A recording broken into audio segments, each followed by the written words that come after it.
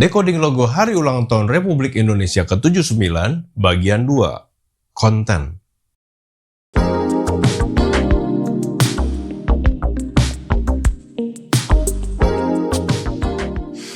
Oke, kita sudah bahas segi form.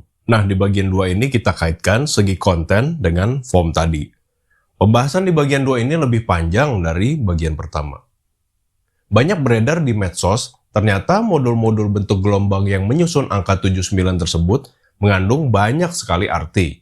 Ada negara kepulauan, lambang negara, pertumbuhan ekonomi, keberlanjutan, ekonomi hijau, persatuan dan harapan, dan kesetaraan. Gini ya, bagi awam, wah ini bakal keren nih logonya. Tapi desainer grafis yang udah pengalaman bikin logo dari klien langsung, bukan kreator aset logo nih, akan melihatnya sebagai potensi bencana visual. Karena nggak sedikit klien yang maksa mau logonya seperti ini. Yang kalau diturutin akhirnya mengorbankan bentuk logo. Jadi nggak keruan. Kita bahas satu-satu. Negara kepulauan diwakili oleh modul-modul yang terpisah. Mungkin masih bisa diterima nih. Tapi lambang negara burung Garuda cuma diwakili oleh satu bentuk lengkung. Pertumbuhan ekonomi diwakili oleh 2 modul. Oh, ternyata perlu ditambah satu garis semu yang nggak kelihatan, sehingga jadi tanda panah.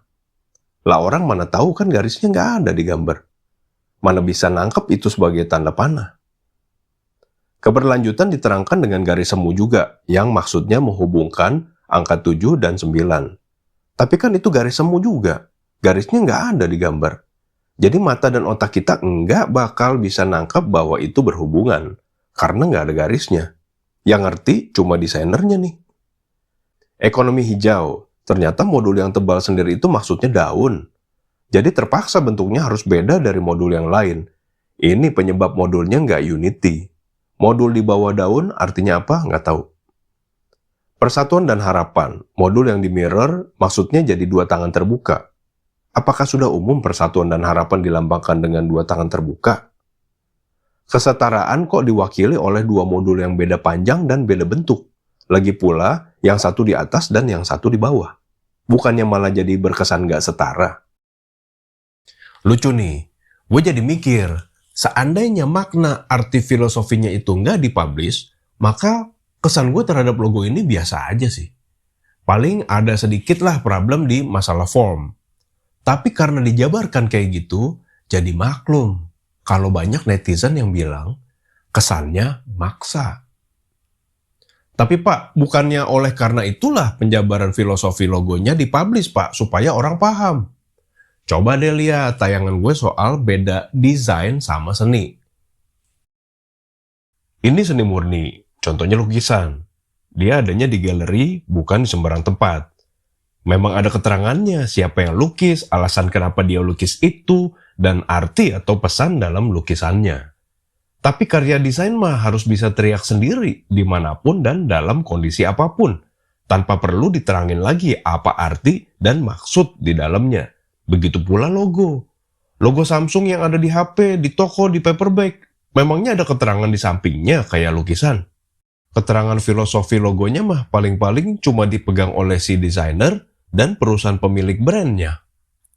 By the way, kasus kayak gini banyak terjadi, yaitu ingin menumpahkan banyak sekali nilai-nilai dan pesan ke dalam sebuah logo yang kecil. Contohnya, Gojek juga melakukannya. Padahal di dalam studi logo dan brand identity, 1. Ada banyak macam strategi visualisasi, nggak selalu harus kayak gitu. Kedua, ada banyak jenis-jenis logo, nggak selalu harus jenis logo kayak gitu juga. Kita bahas dulu yang pertama. Strategi visualisasi logo tuh ada banyak, ya. Salah satunya yang disebut single object. Lihat logo 2021, buku 1, halaman 73. Contohnya kayak logo-logo ini. Bentuk objeknya nggak perlu diubah, hanya perlu distilasi aja. Logo kayak gini nggak akan berkesan maksa. Kedua, jenis logo tuh ada banyak. Nggak harus selalu menggambarkan nilai-nilai dan pesan-pesan dalam bentuk objek konkret maupun stilasi. Bisa juga hanya menggambarkan kesan saja. Contohnya logo-logo seperti ini yang berbentuk abstrak. Tarikan garis kan bisa kasar, tebal, atau terputus-putus. Bisa menciptakan kesan maskulin, kokoh, dinamis. Nah, kita nyerempet ke segi konteks nih. Kalau kita balik ke contoh Gojek, mereka kan brand bisnis ya. Jadi yang mau dimasukkan itu nilai-nilai dan pesan-pesan komersil. Lah ini kan logo hari ulang tahun negara. Bobot nilai dan aspirasinya jauh lebih mulia, besar, dan gak main-main. Lambang negara, pertumbuhan ekonomi, keberlanjutan, persatuan, dan harapan coba. Kalau divisualisasikan pakai stilasi yang ekstrim sampai orang nggak ngerti kayak gitu, jadi berkesan maksa. Konotasi selanjutnya apa? Kesannya jadi nggak mulia, nggak penting, tapi malah seperti main-main jadinya. Jauh banget dari bobot aspirasi yang sesungguhnya.